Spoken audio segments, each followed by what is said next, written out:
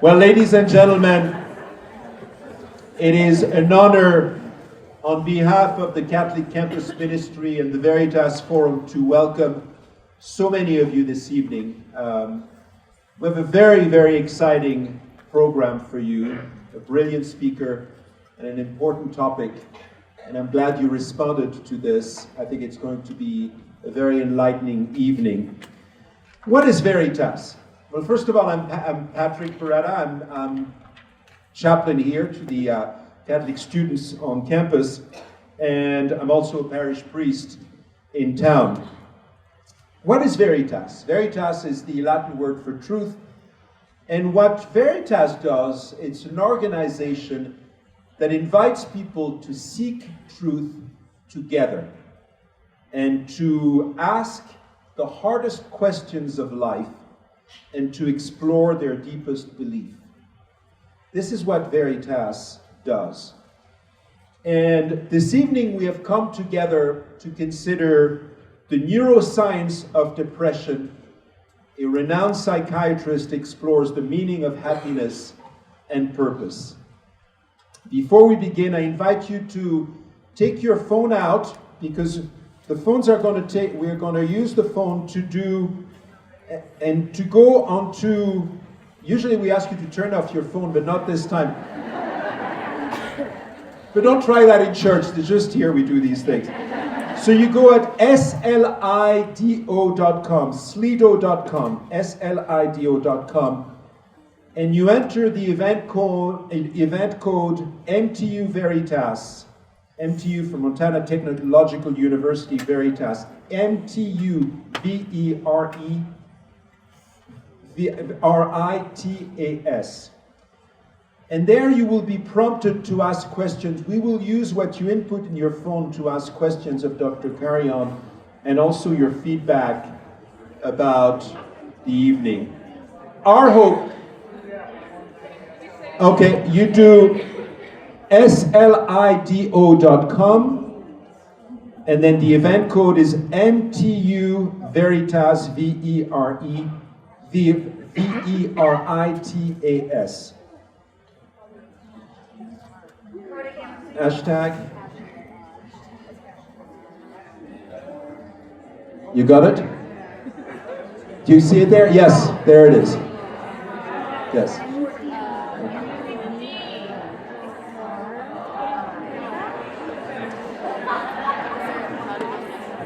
And I give you 30 seconds to get into that, and then we will begin the introductions.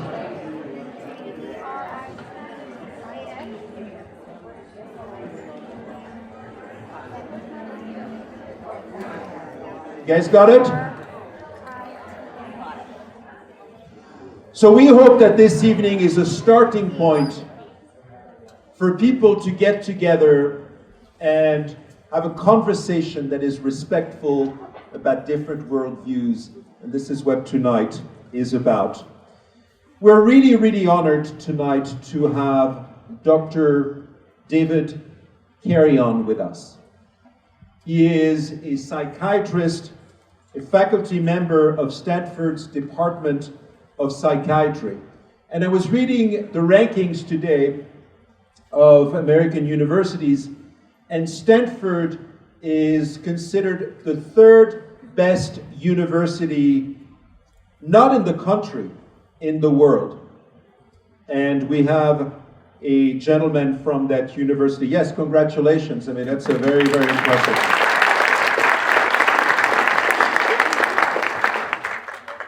He is a co-founder of Acacia Mental Health, a clinic in Silicon Valley working to transform mental health care.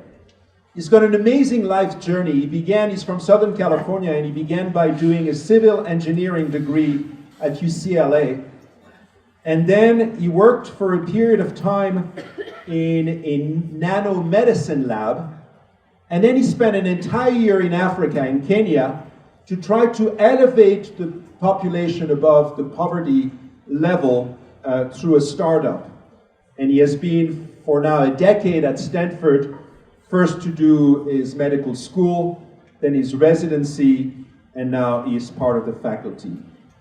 He says he aspires to develop new technologies and systems to better help people with mental illness flourish in brain, body, and soul. He loves teaching, he loves podcasting, and he loves going on dates with his wife, Abigail, who's a delightful lady and whom I met, and excessively long brunch conversations. Now, the question that I have is, are your conversations or brunch longer or shorter than your presentations? Much longer. Okay, all right. And then we're very delighted, Dr. David Carreon. Welcome. Delighted to have you. Welcome.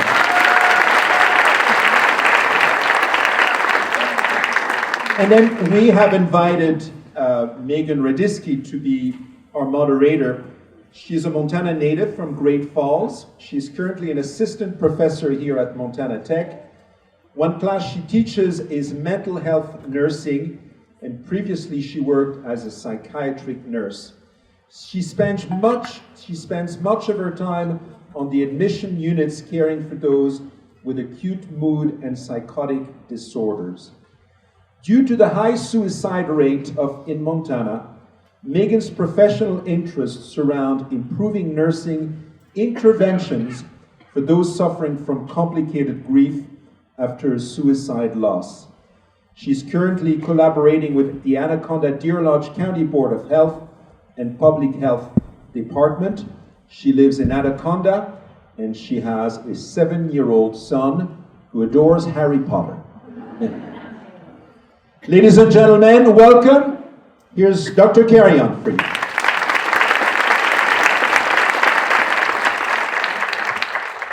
Well, I'm delighted to be here, and this has been such a great experience getting to know Butte and hearing about the rich history of this town, but also concerned by the high suicide rates and the mental health problems that have been happening here as well. So I'm very honored to be here. The topic to me tonight is the neuroscience of depression and the meaning of happiness and purpose.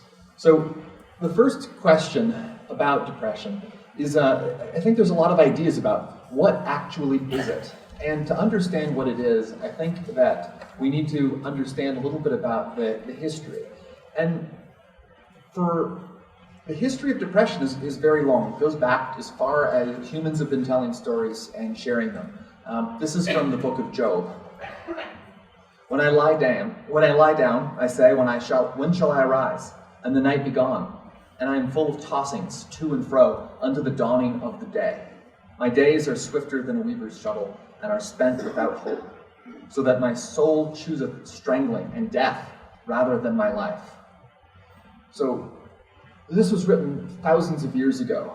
This condition of darkness, of desiring death, but death not coming, feeling this sense of misery and insomnia and inability to take rest. These are some of the symptoms of depression, and it's a condition that has afflicted humans for as far back as we could remember. Now, what is depression? So depression, in a very kind of direct sense, is defined, at least in my field, by the... Is it echoey? Is this better? Yeah. Okay. All right. All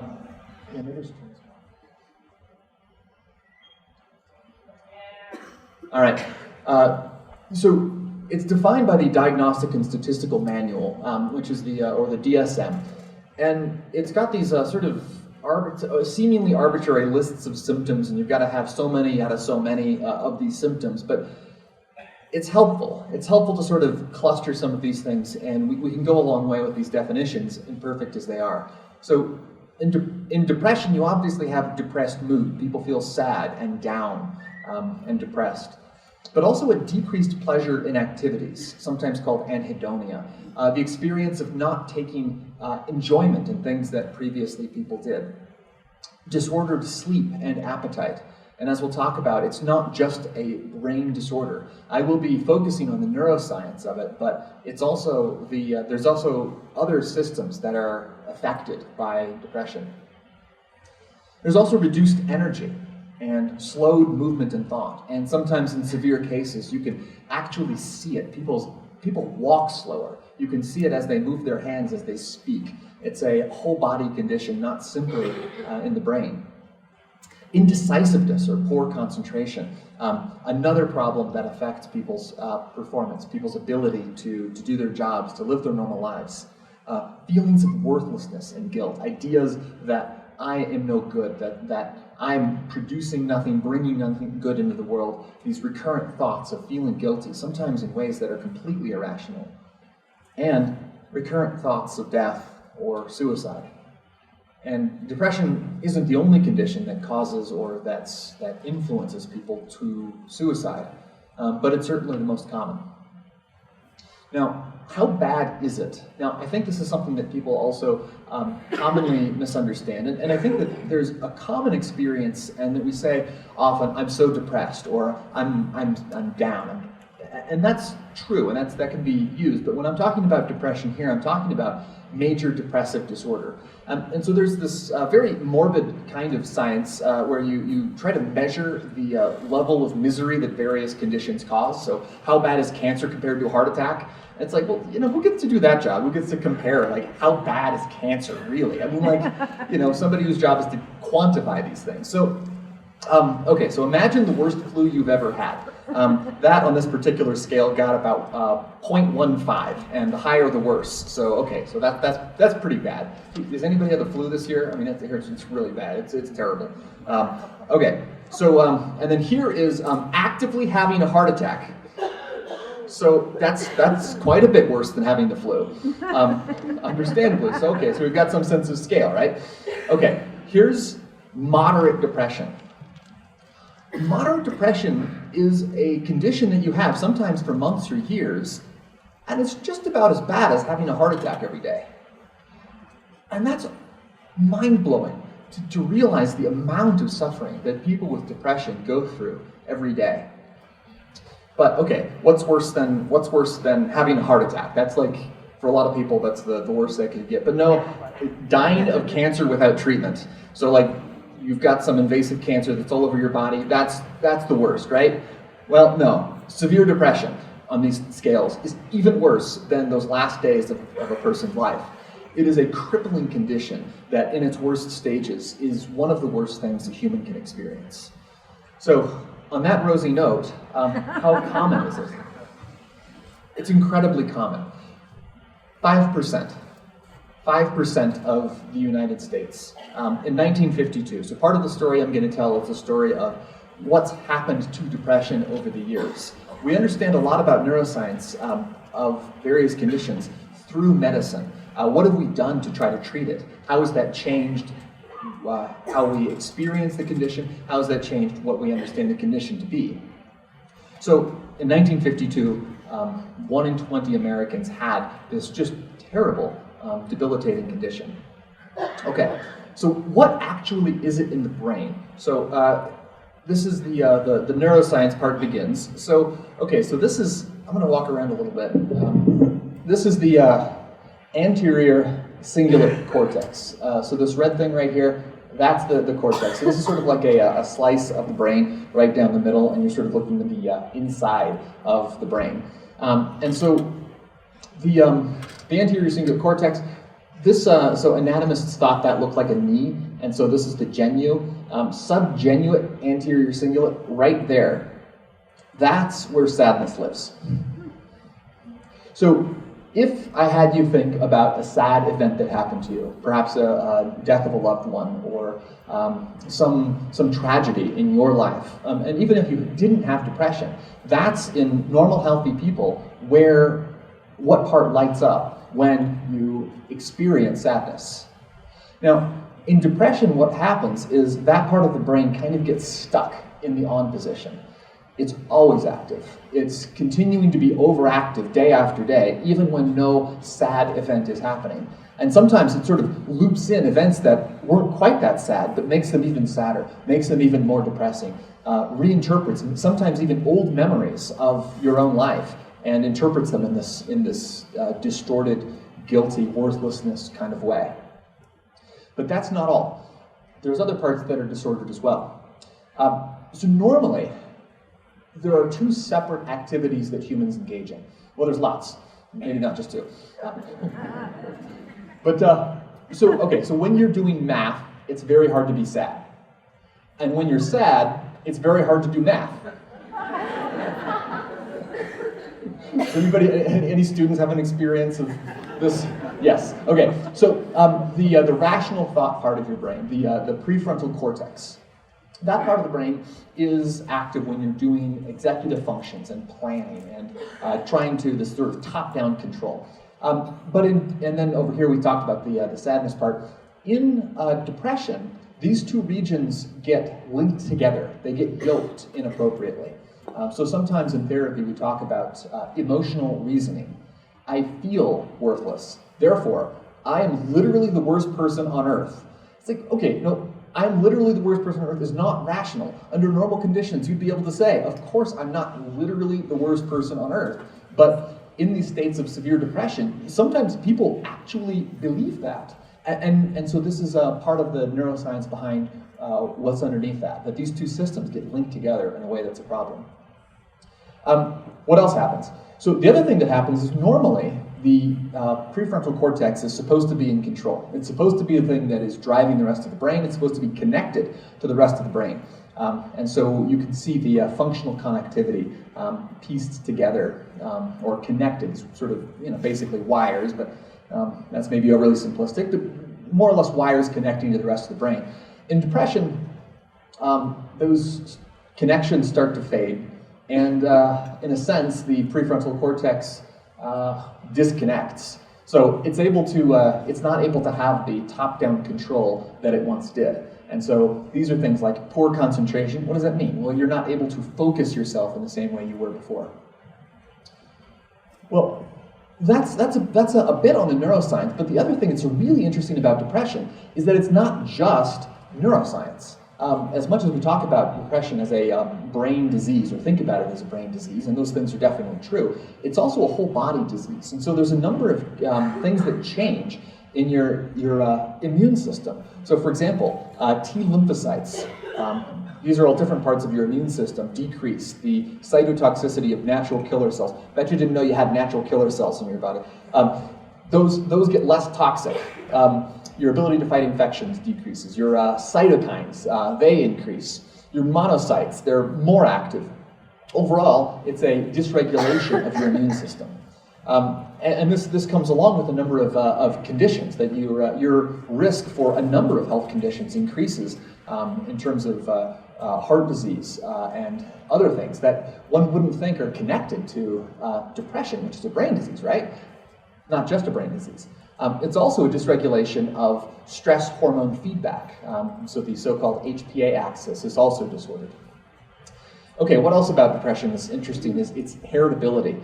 So here's I collected a table of ranges of heritability. So there's some things like over here, this is eye color, that's 100%. You've got the genes for blue eyes, you've got blue eyes. It's no negotiation, doesn't matter how you're raised, doesn't matter what happened as a kid. If you've got the genes for blue eyes, you've got blue eyes. But then there's things over here which are like biological conditions like Parkinson's disease, and the heritability is only about 20% of Parkinson's disease could be explained by genetic factors or heritable factors. Depression comes somewhere right in the middle, about 30 to 40% range. So that means that most of what happens in depression is not determined by your genetics, whereas other things like schizophrenia or bipolar are. So there's a whole bunch of other interesting things in this graph about different mental health conditions versus alcohol dependence, violent criminality. There's everything is usually in the middle, which is to say some of it's determined, a lot of it's not. So there's depression. But also lifetime experiences. So these are adverse childhood events. So these are things like physical abuse or neglect or having a parent go to jail. When you have a certain burden of these, 4 or more, all sorts of things start to go wrong. Everything from increased rates of cancer to increased rates of depression, and these effects are quite profound. So 400% or 1,200% for suicide, and so these sort of impacts are enormous in terms of the interaction between some of the genetics and the experiences that the person has. And so this is also something that is a part of the biology, is this interesting interaction between the experiences a person has with the brain and the genetics. Okay, so what have we done about it? In 1957, we invented imipramine. And then in 1986, we invented fluoxetine. These are two antidepressants. And the first is a tricyclic. And so here's the circle, there's another circle. 3 circles. Tricyclic. You learned something about organic chemistry. All right. So, but then these were like quite toxic. They're really effective drugs, but you can like, they're dangerous and need to be very carefully controlled and measured and things like that. Then they came out with Prozac, and the great thing about Prozac is that you don't need to watch. It's like super safe. Like it's an amazing medication because of that. And so access to antidepressants, especially starting in the 80s and early 90s, exploded. And so this is Americans on antidepressants went from 2% in the late 80s, early 90s to 9 or 10%, and it's even higher still today. So a huge increase in the use and adoption of this very effective medication for treatment of depression. Now, one thing that's notable is, well, I thought you said that depression was 7%. Well, it is, and so what's happening? More than the number of people who are depressed are on these medications. Now, the great thing about these medications is they're also broad spectrum. They also treat things like panic disorder or generalized anxiety. They're great medications, but a huge percentage of our population is on them. And so what does that mean and how do we think about that? So another thing that we discovered is that it's not simply brain biology that treats depression. So these are two guys in the cognitive behavioral tradition, Aaron Beck and David Burns. And they came up with the idea, and disseminated the idea, that your thoughts, behaviors, and feelings all affect each other.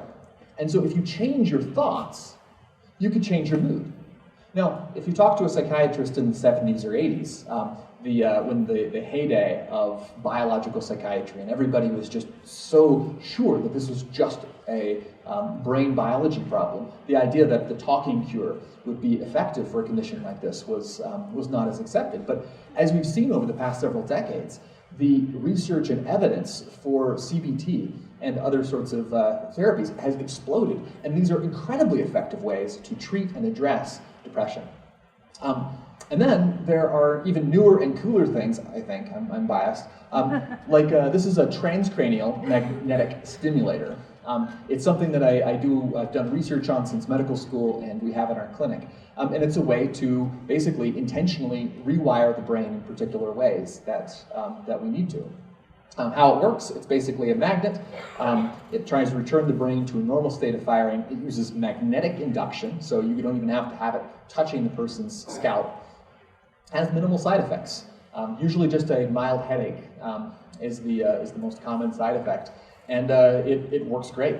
So with regular TMS, you get, for people who've tried a bunch of medications, you get a full 60% of people who have a substantial improvement in their depression. And some of these people after years and many medications and many years of just terrible depression.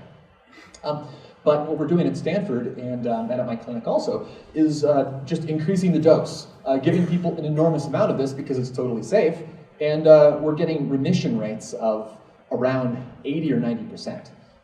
And so, and this is just in a week of treatment, a week of intensive treatment, we're able to see these dramatic improvements and changes in people's lives. And again, people who've been depressed for sometimes decades, see them get better very quickly. And so we can imagine if we combine all of these treatments, that this condition that was debilitating and terrible and worse than a heart attack, and in some cases worse than dying of cancer, we can see if we start with 100% and then we do psychotherapy, it chips away at it. And then we do a medication, it chips away even more. And we just maybe switch another medication, switch out another medication, augment with another medication. We're able to get to near 80% remission. Most people with depression can feel substantially better with just these standard things. Then we do standard TMS, and even more people feel better. And then with accelerated TMS, we get almost everybody all the way better. If we're able to go through this series of steps, we can see this dramatic thing. And well, what does this mean? This means that there's hope for depression in a way there wasn't even 20 years ago, especially 40 years ago. And that this condition that has plagued humanity for so long We have tools now that we didn't have before, and that's exciting to me. So let's go back. 1952, 5% of the United States had major depressive disorder. We've developed new therapy, new medications, and TMS.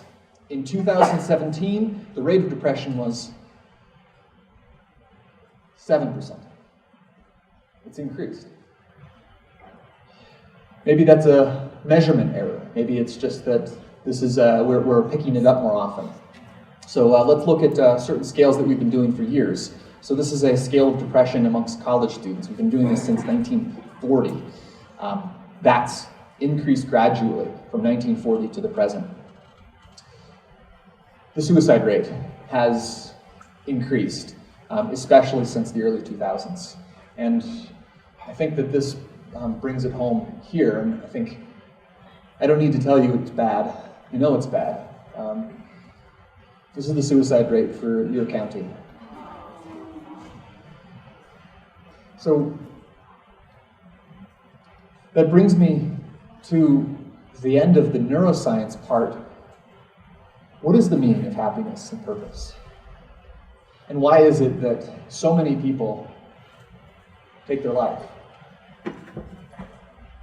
As I was thinking about the title of the talk, I really reflected on what is the meaning of happiness and purpose? I want to start to address the question with an observation. The fascinating thing about purpose is that it seems that we can directly detect it. It's a primary, irreducible experience. We can feel an activity as purposeful like we can feel the sun on our skin on a warm day. But how? It's a really good question we don't have time for tonight, but I think at least some people can see it. But also people can also see when it's absent. This brings us back to another part of the Bible. This is the wisdom of Solomon. Vanity of vanities, says the preacher. Vanity of vanities. All is vanity. What does a man gain by all the toil in which he toils under the sun? A man's spirit will endure sickness, but a crushed spirit, who can bear? We've all had these experiences of feeling like what we're doing was vain, meant nothing, was pointless, was hopeless. And some people in depression get stuck in that state, and that's all they see. That's the whole universe for them, is vanity and vanity. It seems like this gift of being able to see what is purposeful and not puts us at a unique kind of risk. It's the experience of existential blackout. That this experience of blackout supersedes all other instincts and gives us the option to, as Shakespeare puts it, take arms against a sea of troubles and to kill ourselves. Camus says there's only one really serious philosophical problem, and that is suicide. And so we are. So we have this experience. We have this idea that life is supposed to be meaningful, and yet sometimes it feels like it's not. But it's very strange that our species has the ability to actually contemplate and commit suicide.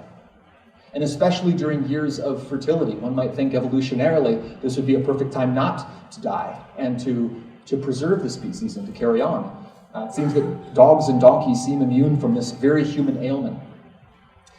And then when we think about even highly social animals like hive creatures or bees, we see that the chasm is even bigger when we see, yes, but they also will send the infected bee out, and that drone is sacrificing, is committing suicide. But no, this is hardly the drone choosing her own self-slaughter, because all is vanity. It seems unlikely that we as a species would build Notre Dame or fly to the moon without this capacity.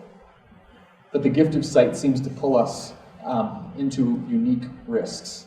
The experience of this blackout. It's almost like we all live in a dimly lit room, and it's so dark that some people could even plausibly argue that it's pitch black. And despite the room having everything else we could ever want, some think that the lack of light means that life is not worth living at all. Some even choose to end their suffering and choose death. My suicidal patients often talk about it as a darkness. Doctor, I'm having dark thoughts again. They're never bright thoughts red thoughts, blue thoughts, empty thoughts. They're almost always dark thoughts. So this metaphor of light seems very connected to this experience. We're all in the same darkness, but are we? One group seems to have a special kind of protection against the darkness, and this might provide insights into the nature of it. Those who frequently attend religious services are about at a 5-fold reduction in risk of completing suicide. As far as I'm aware, this is the strongest modifiable risk factor of suicide. Yet, over the past decade, the percentage of US adults who say they attend religious services has dropped. Freud says that religion is the process of unconscious wish fulfillment, where for certain people, if the process did not take place, it would put them in self-danger of coming to mental harm, being unable to cope with the idea of a godless, purposeless life. So I think Freud is right in the consequence that a lot of people are unable to cope, and that religion does seem to be helpful. However, I think the frame that this is a problem or a wish fulfillment is another claim. But what's the lesson? Do we just go to church? I mean, sure, probably wouldn't hurt if you didn't go all that frequently to increase your frequency, or for those who aren't inclined to consider it if they haven't. But let's take the lesson. What is it about church that is, or religious service attendance, that's protective? What does it mean? It's rare that we come across a behavior with this degree of protection. At church, they claim that there's a kind of window. They claim to see a light outside.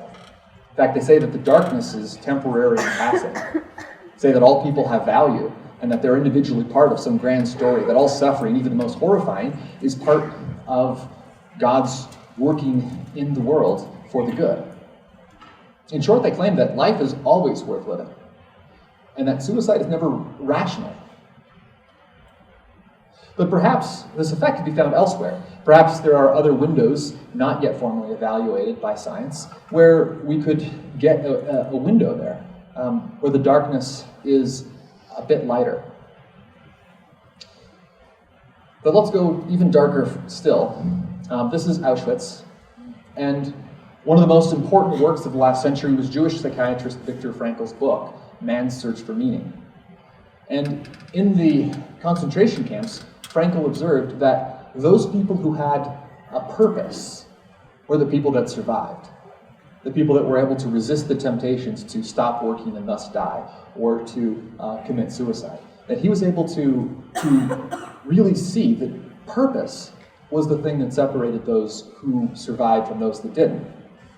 He approvingly quotes Nietzsche, who said, "He who has a why to live can bear almost any how." Frankl advises you look for meaning. What has meaning for you, even if it's only in traces? Perhaps you could find it in family, or career, or friends. Maybe it's the search itself. It's not all blackness. And for those who think it is, keep looking. I think that state of everything is blackness is itself a kind of temporary blindness. For some people, that's a sign of major depression. It's like a person in a lifeboat blinded by the bright sun, who expects to die of thirst and so contemplates suicide, but is actually in sight of a rescue ship who can't see. Keep holding on. Get help. Talk to a professional or two. Treat the meaning blindness with medication, therapy, and whatever else you can, and keep looking. Maybe a glimmer of light can be found from a friend, a calling, a tribe, a family member. Find someone who can remind you of ultimate reality. Find someone who can remind you of your own lived experience. The past memories of which depression might have covered in blackness and rewritten. Humans are truly remarkable. We have this wondrous ability to detect purpose and are thus also uniquely vulnerable. Sometimes feeling better involves reflection, but sometimes The meaning of life can be best felt in a good meal or a walk on a brisk morning. And you have no shortage of brisk mornings here. So take care of that special brain of yours. Feed it with good food and actual literal light. Exercise. Spend time with people even when you don't want to. Volunteer. Do your homework. Write a poem. Call your mom. Get a good night's sleep. Acting like life has meaning, even if you can't feel it, is the best way to feel it again. And for those who are not on the edge of the abyss, share the light you have. Encourage and exhort those around you. Show by your life and how you treat others how bright the world actually is. What is the meaning of happiness and purpose? I'm not entirely sure. I too am in the dark room. But I've caught glimpses of the light and hope that you can too. Thank you.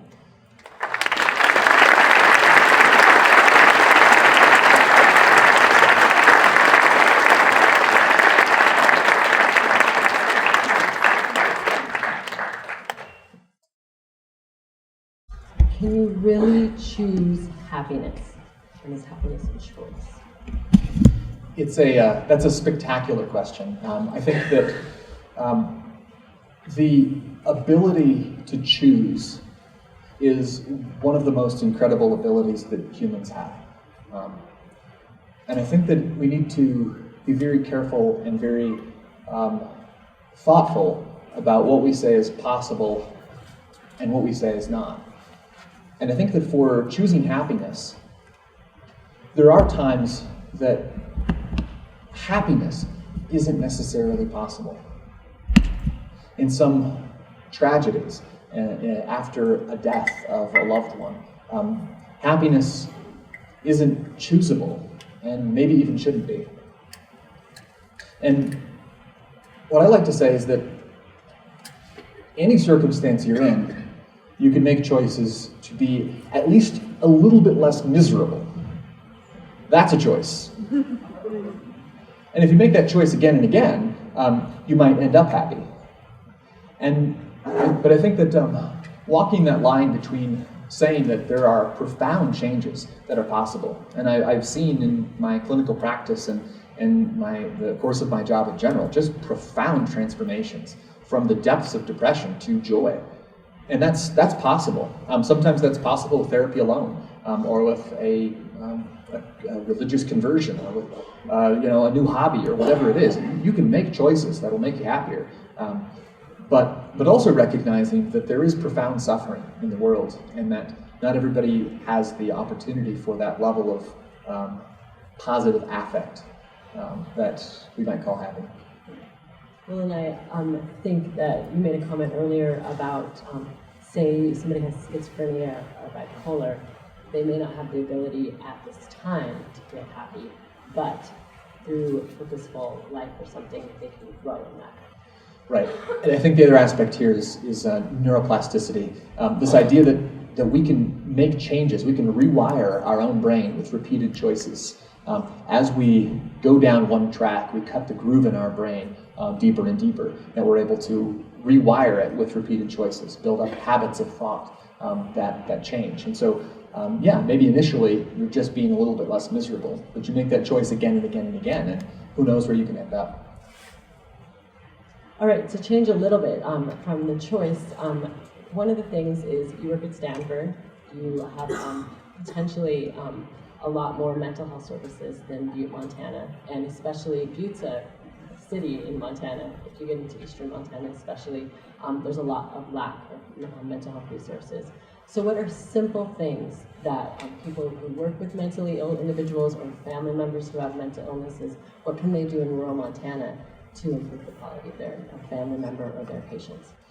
This is also a great question. I think that the access to mental health care, especially as the number of patients and the burden grows and the number of providers doesn't grow in step, it can be increasingly hard to find a doctor to take care of you, or a therapist, or whatever it is.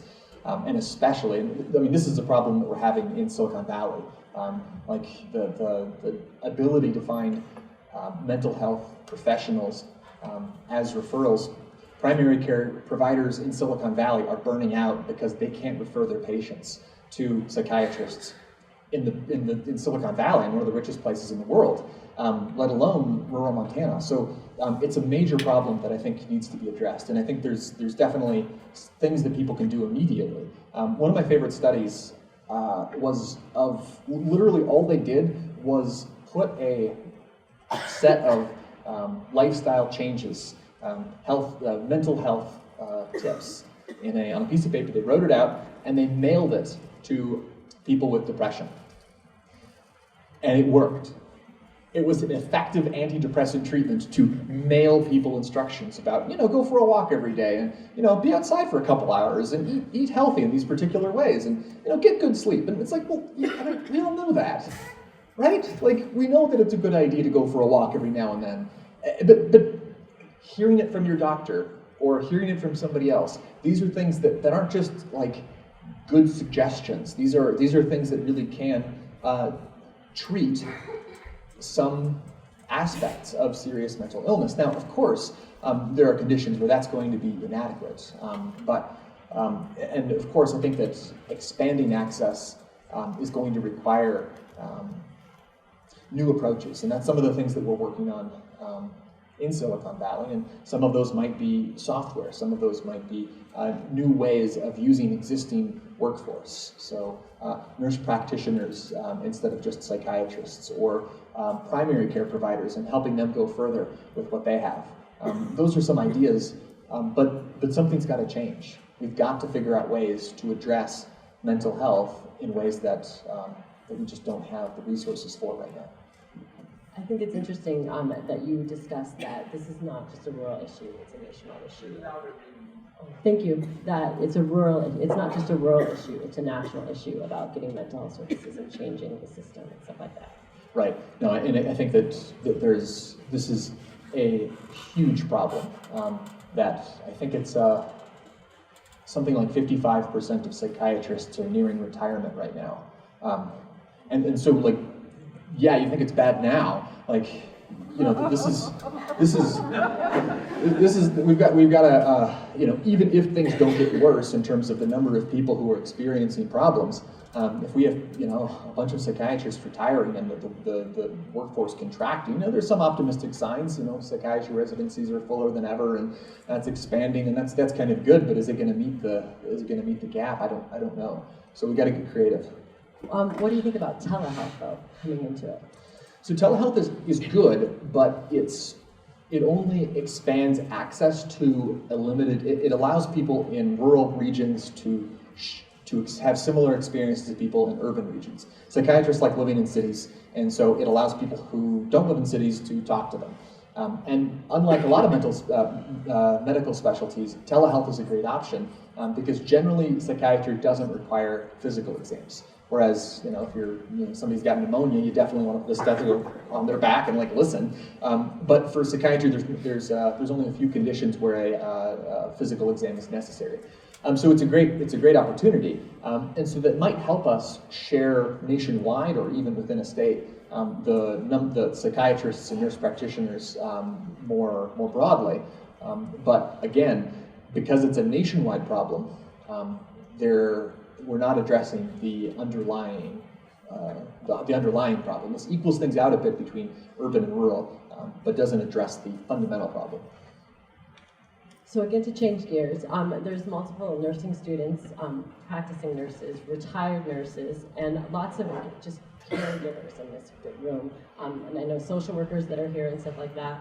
What advice would you give them to guide them in their work so that they don't get burnt out? I know when I worked at Montana State Hospital, I experienced burnt out, and it really impeded my ability for empathy and compassion for my patients. So what advice would you share with them for those who should work with the mentally ill specifically, but just general caregiving too?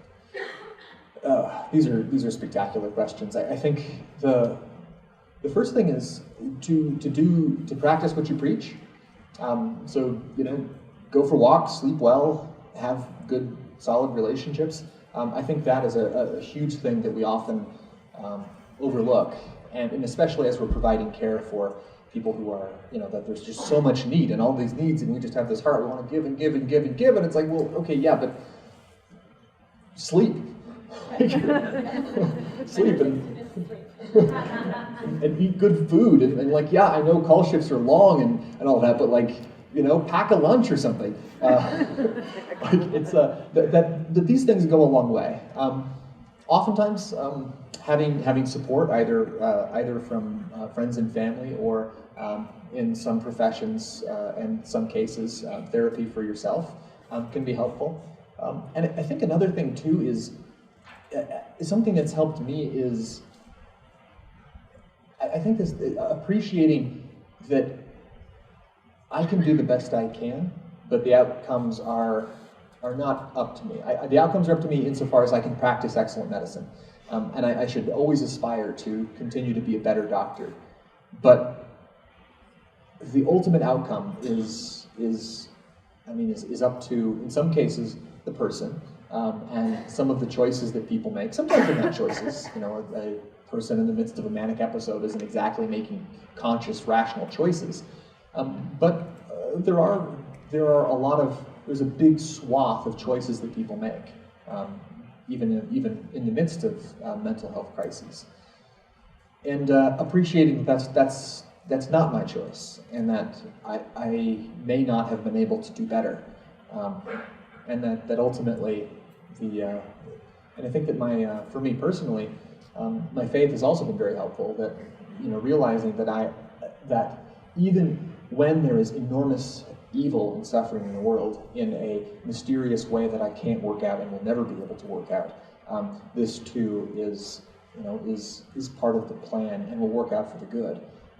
And that's not to dismiss the suffering or to say that it's okay at all. And I work, I don't always practice what I preach about sleeping enough, and want to get better and want to help, but recognize there's limits. That's been hugely helpful for me in my career.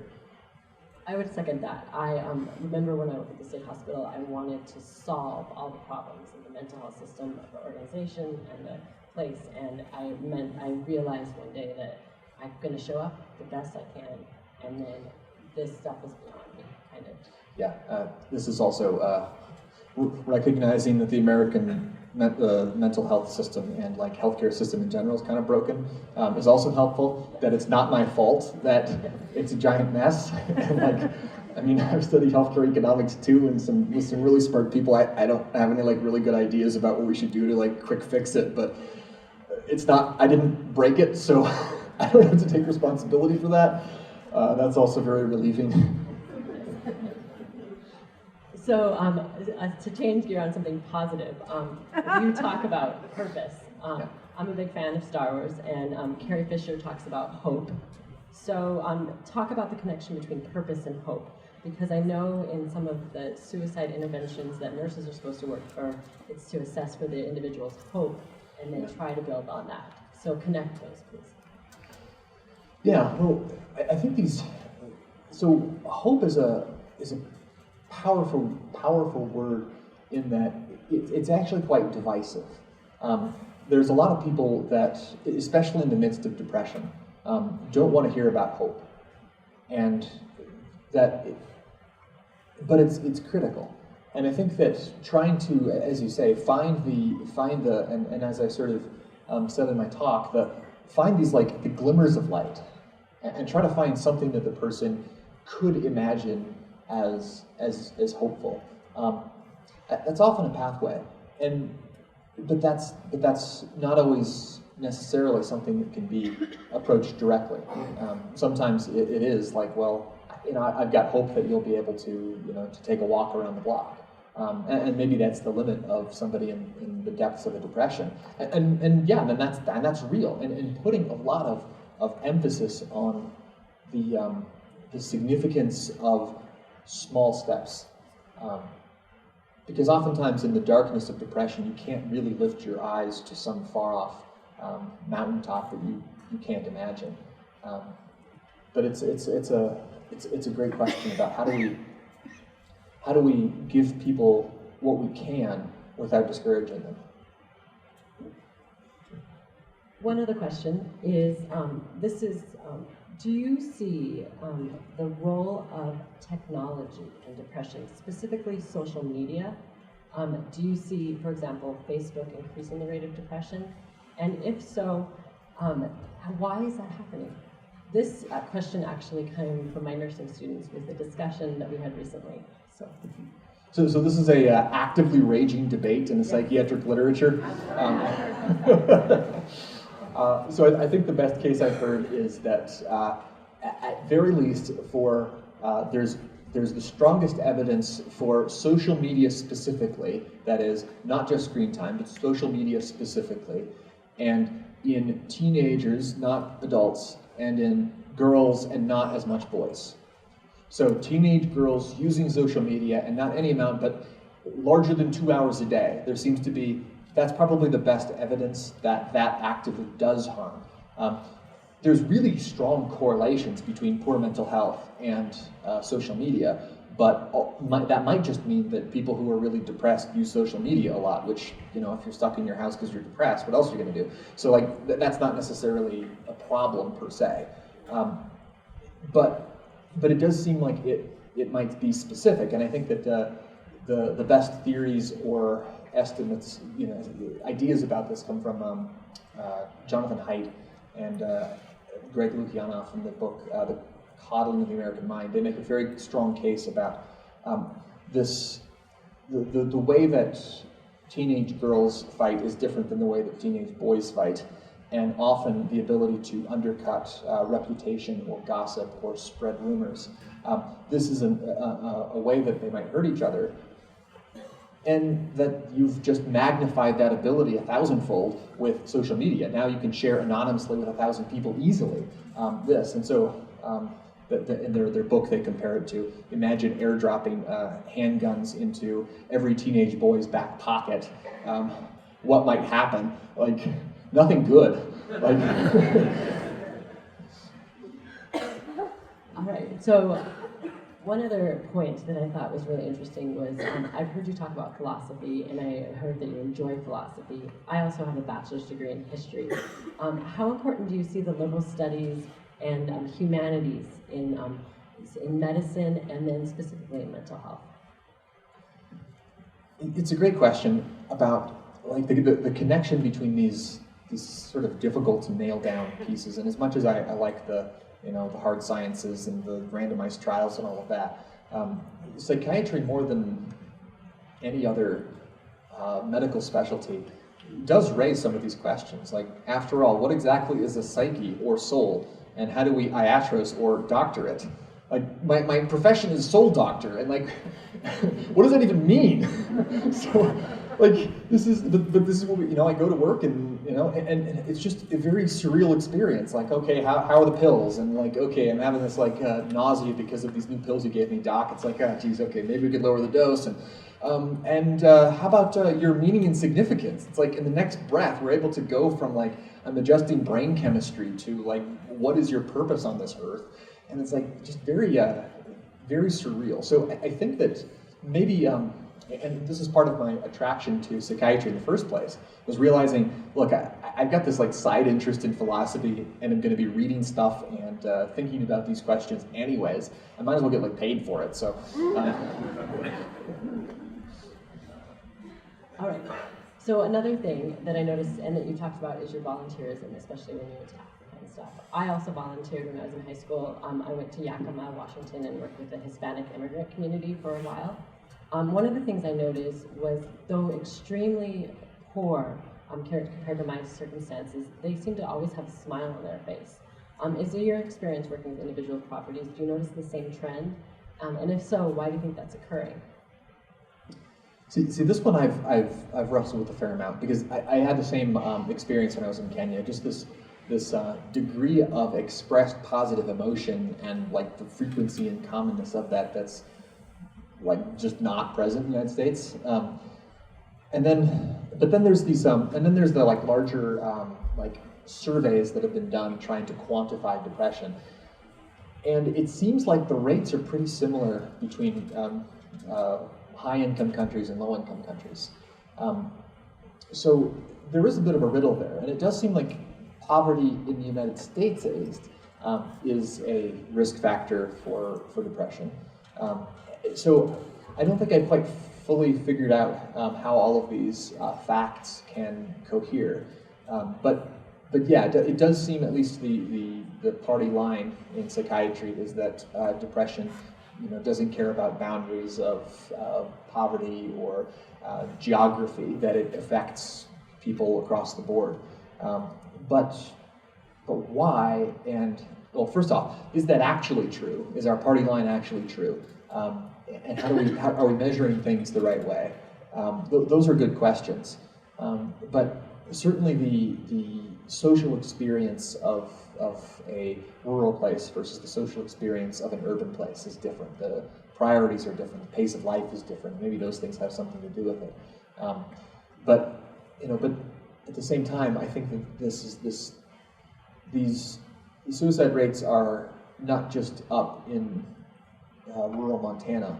They're up in Palo Alto. We had a suicide cluster not that long ago, and then a few years before that too, in Palo Alto, where the grass is green and the silicon is silicon-y, and everything is everything is going like it should, and all you've got a surefire slam dunk. You're going to get into one of the Ivy Leagues because you go to one of these fancy pants schools, and what more could you want? And maybe that's precisely the problem. What more could you want? And this is not doing it. Like, this is not the answer to these questions of purpose and meaning. And even if I do have a promising career, I see that pathway not leading, I'm not getting closer to the answers I seek. So I think that the problems of kids in Palo Alto might be different, but I think we're all struggling as humans with, like, should I get out of bed today? And depression is, I guess in some sense, like your brain telling you, no, it's not worth it. Don't get out of bed. I'm not going to even let you get out of bed. And that's, like, what does that mean? But that like relatively arbitrary list of 9 symptoms goes a long way. It really went a long. The story of how some of these things came up with is just laughable. About, like, why 9? Why not 10? And, like, who decided it was going to be 9? And, like, just some of these historical accidents that led to DSM being, like, the one and only story about what has happened with mental health is fascinating and troubling. At the same time, it kind of works. So, like, but doesn't. But this remains a mystery for me. Me also. Shawnee, are we ready to open it up for some questions? Yeah, we got 3 minutes. Thank you very much. Yeah. Megan is going to read them out for us.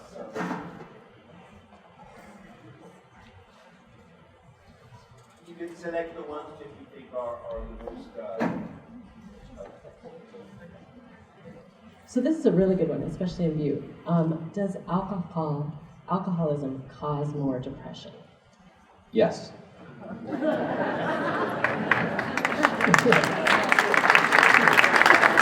Would you like to explain some of the neurochemistry that behind that?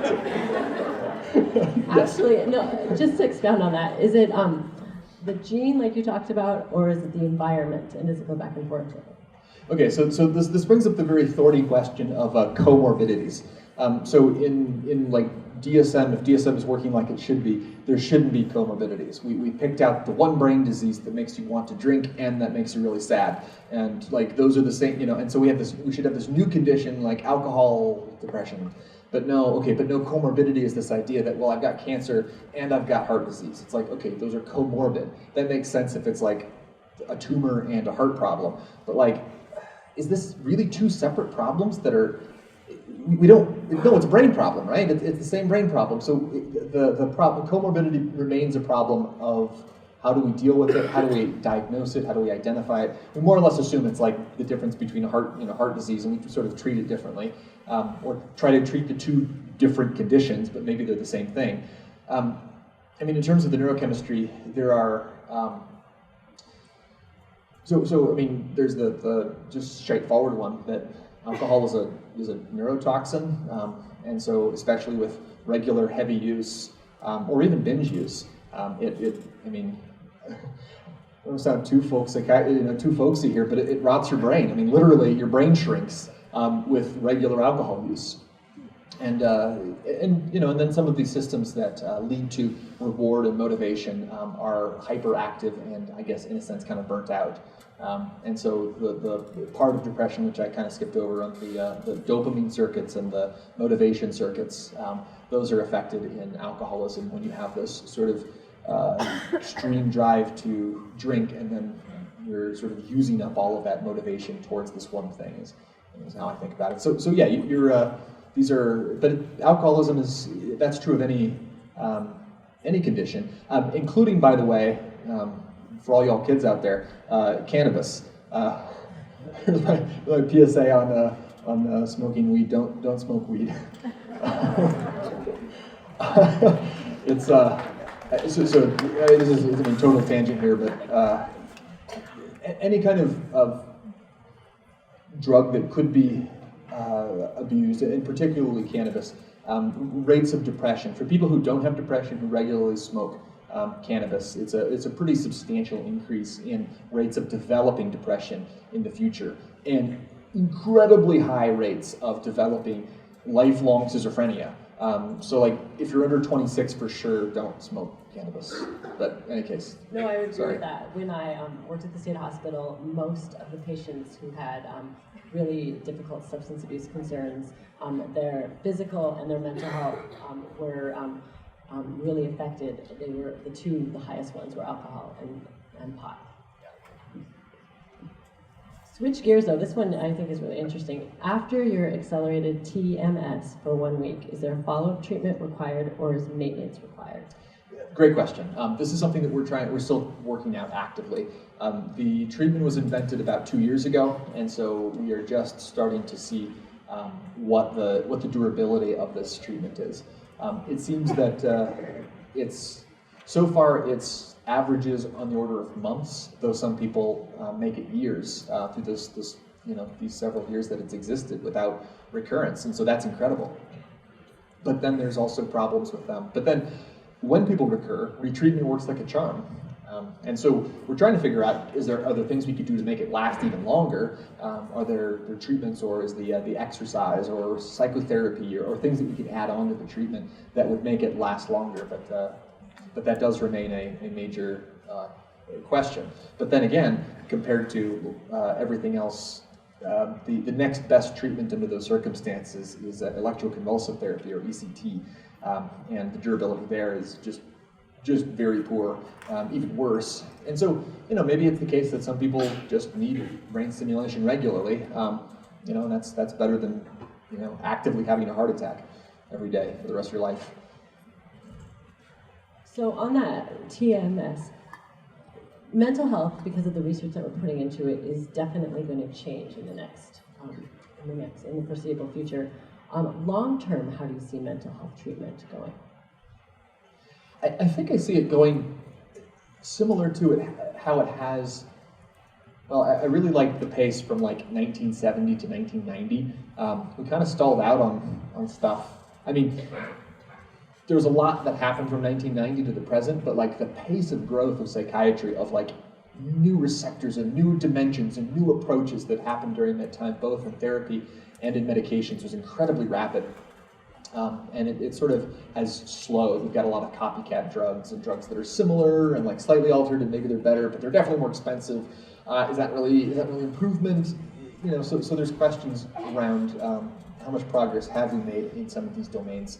I see it as just continuing to add tools. So TMS now works for depression, but there's studies showing that it's also effective for anxiety. If you target the auditory cortex of all places, it helps with people hearing voices in schizophrenia. There's evidence that it might be helpful in stroke recovery. So in any case, I think that what we're going to see are new treatments in the realm of directly stimulating the brain in various ways. In locations and places. I don't think it's going to completely replace medications and therapy. I think it's going to be just more things that we can do, and trying to expand the number of people that are held out of remission, or held in remission out of depression. But this also goes, this is me getting extremely speculative, but it feels to me almost like what's happening with infectious disease. We've got antibiotics, right? So we could just cure all bacterial infections, and it's like, yeah, from like 1940 to 1960, and then like, oh great, now we've got like treatment-resistant, antibiotic resistant everything. And it's like, okay, now that's increasing, and now like, we'll invent some new ones. It's like, okay, and now it's now it's resistant to those. It's like, well, let's keep inventing them. It's like, well, you're kind of out of options. There's not really any other ideas for how you could attack a bacteria, and now it's got resistance to everything. It's like, oh gosh, that's terrifying. But we still need to. But the basic stuff still works. Like, getting you good night's sleep, like your mother said. Like, that's still a good idea for not getting a cold. And so I think that we've got new tools now that we didn't have in 1930, and vaccines still work, and so that prevents a huge amount of infection. But that it might be that depression is getting more treatment resistant as we get more tools, or that society is getting more depressing, and so that rate from 5% to 7%. But I think this also has to do with what is our collective purpose. What is the purpose of us as a country or us as a Western civilization? These are really hard questions, and I think that we also there's a really interesting essay by Ross Douthat in New York Times a few weeks ago. The age of decadence, like we're slowing down. Like technology might not be happening as fast as it used to, and like we're feeling this deceleration. Government is sclerotic, and we can't really change things as quick as we used to be able to. So, maybe that's depressing. So, and I use that sort of tongue in cheek, but also, I mean that maybe even formally, that certain governmental conditions or certain conditions of technology or certain conditions of, GDP growth per year might have huge influences on rates of depression. And so, yes, I'm going to do everything I can as a psychiatrist to come up with the best treatments, but I think this is also a collective problem of how do we live well. Absolutely, I would agree with that completely. Especially looking at groups together, how do we collectively solve these problems? Another question from the audience, though, is there a correlation between concussions and depression? That one's also a yes. Yeah, I think this is, there's, and then also the very concerning research on chronic traumatic encephalopathy. So like, getting hit in the head for whatever reason a lot is not good for brains. I mean, who knew? Who knew? But yeah, and like football or boxing or these things that we thought were totally fine is like, oh geez, like suicide rates of athletes that experience these things are like way higher than they should be. And like, okay, maybe there's psychological factors, but it looks like it's the head trauma probably. So like, what do we do about that? And these are great sports and people get a lot of enjoyment out of them, but but it is a risk factor. So like, safer helmets and all of that, but. Yeah, no, it's concussion is a problem, and again, this is something that might be addressable with new neuroscience methods. So I know there's certainly research going into what are the connections that are severed by this, and can we rewire those with certain kinds of treatments? And so new creative ways to rewire these sort of long distance axons that are sheared with with these micro concussions. Maybe that's possible. So hopefully we'll come up with some better treatments. But yeah, definitely there's increased rates of depression with any kind of concussion. Yes, and I've seen that too. So what motivated you to pursue this work? Well, I think there's sort of a story of how I came to psychiatry and then also why I wanted to be a doctor in the first place. And I'll answer that first question. It was about the second aspect of that, about why I wanted to be a doctor in the first place, was right about when I was 16. I started thinking, probably not accurately at the time, but the best thing that a smart young person could do to help other people would be to be a doctor. It's like, well, that I now disavow that. That it's medicine is great, but there's a lot of great things that are helpful. But I was motivated by by my faith, and when Jesus was asked what the great commandment is, he talked about loving God, but also love your neighbor as yourself. And okay, how do I do that? How do I do that as a 16-year-old with good grades in Southern California. Well, medicine, maybe I should be a doctor. And that, I think, was more or less the motivation all along. How do I do the most good? How do I love my neighbor as myself best? And then as the years went on, I realized sort of partly my interest in philosophy, but also my interest in neuroscience, and then also the needs in psychiatry, as we talked about, just the shortfall of doctors, and also the shortfall of ideas, like, coming from an engineering background and coming from a philosophical background, being able to look at like some of the problems in psychiatry and say, look, guys, this is not going to work this way. Like, we need to change things fundamentally if we're going to address some of these big problems. And some of the philosophical assumptions that our field has are problematic and maybe even causing or perpetuating some of the problems. I'm thinking of these language and push to talk about biological causes or social determinants. What do you mean determinants? Like, the whole idea of therapy is you can change, and that there's dramatic possibility for repeated changes in your thoughts. Like, so in any case, being able to address some of these things, bring my unique wiring to the problems that are in psychiatry. So with your faith, there is evidence about mindfulness, meditation, and prayer on what they do to the brain. Can you explain some of that, just in general terms, how those three things are different, and what's going on with the brain when those activities are occurring? Sure. So this is a hot topic. It still is a hot topic, but sort of the idea of when we first got these scanners, it's like, we just scanned everything, and it's like, oh, look, this part lights up, or that part lights up, and it's like, okay, that, in some sense, like, obviously some place is going to light up. Like, why is that interesting? And so we've matured and have more actual like hypotheses and are able to use this, but more or less, it pretty well follows what you'd think, that if you ask a person what their subjective state is doing these various activities, they can tell you. And that those brain states line up pretty well with people's experience. And so if you ask a charismatic who is praying in tongues, are you feeling emotional right now? They'd say, yes, very much. I'm feeling the Spirit. And okay, if you're a Christian and charismatic and believe in tongues, then yeah, in fact they are. Of course they're feeling emotional because they're communing with the Holy Spirit and speaking in the tongues of angels, or and that's powerful. And again, if you're an atheist, you'd say, well, okay, that's the brain generating these experiences that one interprets in this different way. But if you look at the limbic areas of the brain where strong emotions would be found, and sure enough, there they are. It's like, okay, well, do you think the person would lie about this? Like, maybe, but the idea that, so you can get a long way with subjective experiences, and we're finding that those subjective experiences are line up quite nicely. Now, the question of mindfulness is really important, and I think that one of my mentors, Jeff Schwartz, is a psychiatrist at UCLA and studied very deeply in Theravada Buddhism, and he has this idea that mindfulness is this aspect of directed attention, and that I use the word choice a lot, but his idea is that your directed attention is the unique ability that humans have to make choices.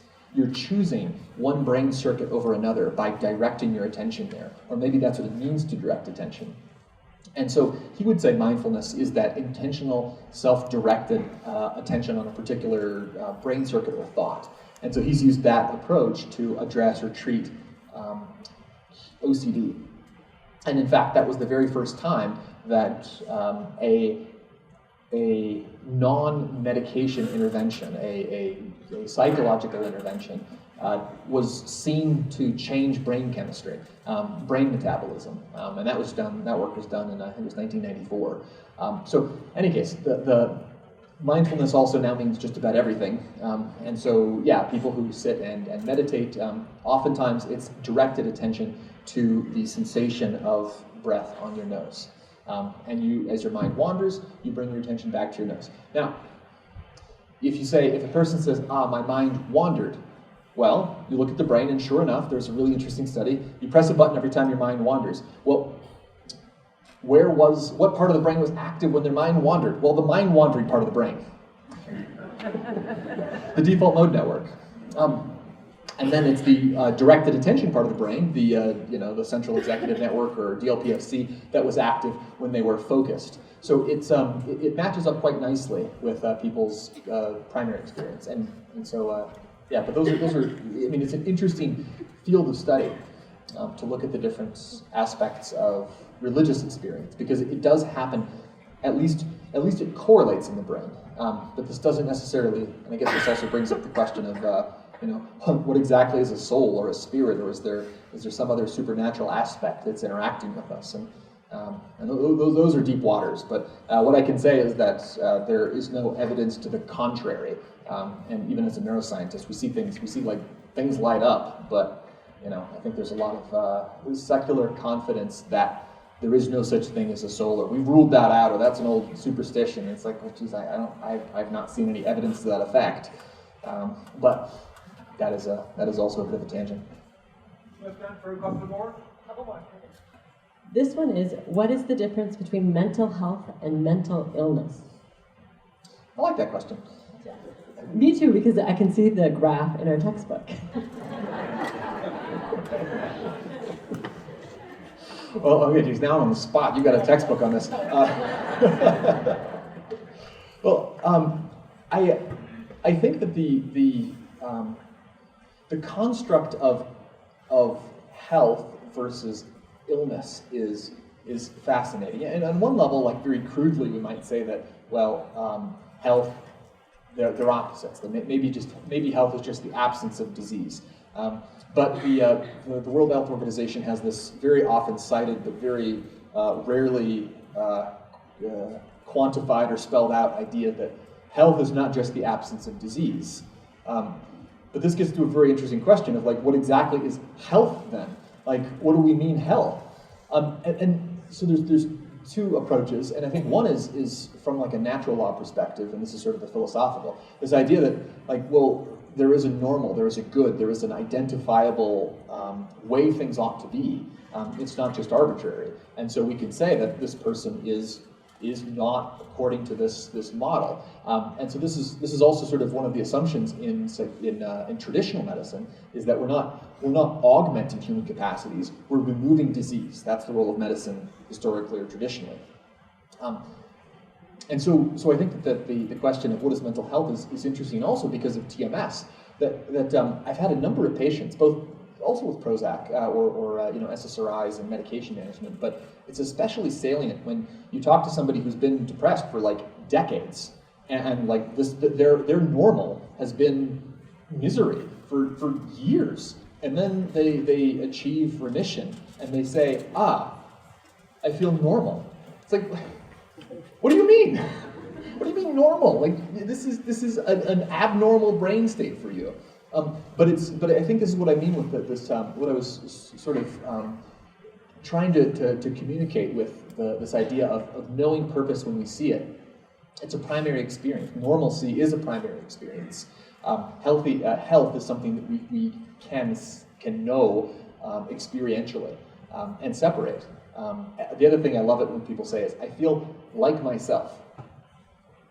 You haven't felt like yourself for your whole conscious life, and yet now you feel like yourself? Yes. And so I think this lends a lot of credence to some of these philosophical ideas of health being an identifiable brain state. The other maybe more numerical answer to the question is there's a guy at Harvard, Tyler Vanderweel, who does incredible work on trying to quantify flourishing. And so it's things like how physically, how are you doing physically, how are you doing mentally, but then also have you been able to delay things, do things in the present that will benefit you in the future, or do you just give in to immediate temptations? So moral flourishing, so that there's all these ideas of mental health that might go beyond just not having depression. And I think that is also a major problem with psychiatry as well, is that our entire universe is defined off of the DSM, which is all diseases or disorders. Do we even understand what normal is? we can try to address these diseases, but or these conditions. But I think having an idea and an understanding of where we want people to get to, seeing a flourishing life and saying, yeah, that's the destination. I'm not even there yet, but that's the destination that we're both going towards. Would you agree that mental health is a moving target? That's an interesting question. I actually don't know the answer to that either, but I've heard somebody ask me one. Well, there's a part of me that wants to say that health is some ideal state that's similar to like an idea like truth or beauty. And are those things moving targets? Not really. At the end of the day, and again, this is from my Christian worldview. I'd say that these are all things that flow from the nature of God. And so, if we wanted to say that, well, what is truth in math, for example? Well, that's just the nature of God expressing itself in numbers. And so you get to understand truth in that aspect. And so, if we're talking about health, I would want to say the same thing. But then I think there's all these there's also changing mediations of that ultimate truth. So, what is a beautiful painting in 1600 isn't necessarily going to be a beautiful painting in, 2000 as artistic styles change. But some things are more universal than others. I mean, in that's, we can recognize art, great art across time and space. So I'd say, yes, that it is a moving target in the sense that that the experience of mental health might change with cultural mediation as those things change, but the ultimate ideal of health does not. One last question and a brief answer. Perfect. That was, I found the last one. It's kind of like, Sorry. What are your, the question though is, I'm going to broaden it up though, but it's, what are your thoughts on seasonal depression? Do you have any suggestions on how to avoid it and prevent it? But I'm going to change it slightly into general mental health. What are ways to prevent mental health? Can we? And again, it's our last question, so kind of be short. Sure. So in that study that I referred to before about what are some suggestions, the 4 suggestions are sleep hygiene. So it's sleep, diet, exercise, and light. So number 1 is sleep. Go to sleep at the same time. Try to get 8 hours. Make it like nighttime that you sleep. Wake up at the same time. No caffeine after 1 o'clock. Stuff like that. If you wake up, if you're not falling asleep in 15 minutes, get up and do something else that's quiet. You want your brain to be connected to the pillow means I fall asleep. You want to Pavlov yourself into the pillow means unconsciousness, not I play my iPhone or I read a book or I argue with my spouse or whatever other things you do before you sleep. Don't do those things. Do those things in another room. Number 2 is exercise. So the suggestion was walk for an hour a day. That's a long time, so if you want to do something other than that, like probably any kind of exercise is a good idea. Sometimes I suggest the 7-minute workout kind of circuit training with calisthenics.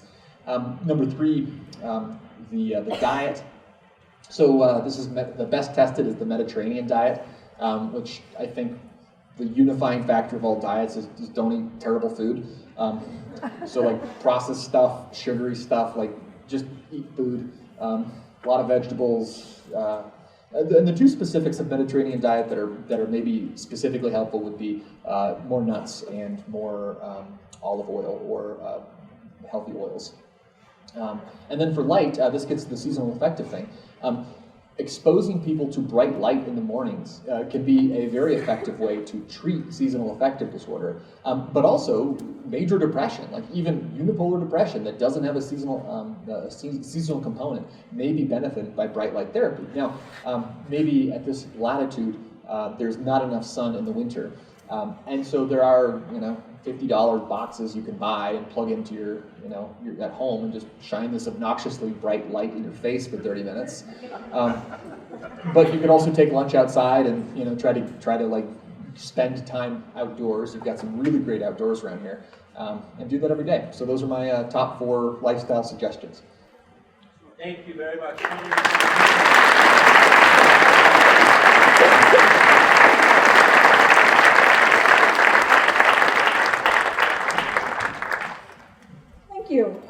Thank you, folks. both of you. That was amazing. My name is Shawnee Prendergast, and I'm the Director of Catholic Campus Ministry here at Tech. And I am the one that gets to do all the acknowledgments. So first and foremost, want to thank Dr. Cook and Montana Tech for the opportunity for our campus ministry to bring Veritas Forums to Montana Tech. This is our 5th year, and it seems like every year they get better and better and better. And so thank you to Dr. Cook and Montana Tech for that.